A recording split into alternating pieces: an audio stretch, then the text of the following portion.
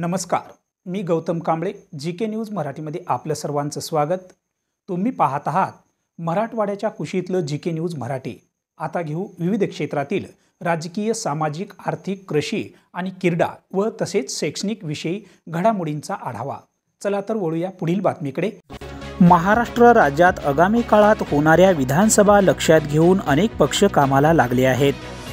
याची घोडदौड आपल्याला महाराष्ट्रात सर्वत्र पाहायला मिळत असून अनेक पक्ष विधानसभा निवडणूक डोळ्यासमोर ठेवून अनेक पक्षांनी संघटनात्मक बैठका घ्यायला सुरुवात केली आहे.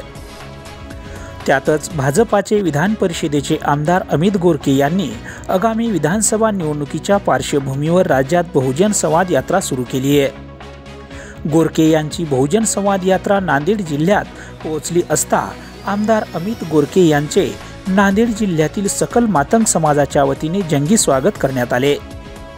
नांदेड शहरातील नियोजन भवन येथे सत्कार सोहळ्याचे आयोजन करण्यात आले होते. या सोहळ्याला जिल्ह्यातील मातंग समाज बांधव मोठ्या संख्येने उपस्थित होता. Bureau report, GK news, Nanded. ही उतुंग भरारी हे आपल्या देशाचे गमक आहे. पाठीचे आपण एक पंथस्थ आहात. गेली अनेक वर्ष आपण गरीब, उपेक्षित, वंचित आणि घेण्यासाठी करत असलेले काम निश्चितच प्रेरणादायी आहे. सदस्य, आमदार आहात, आपल्याची स्थापना करून या संस्थेच्या माध्यमातून केजी.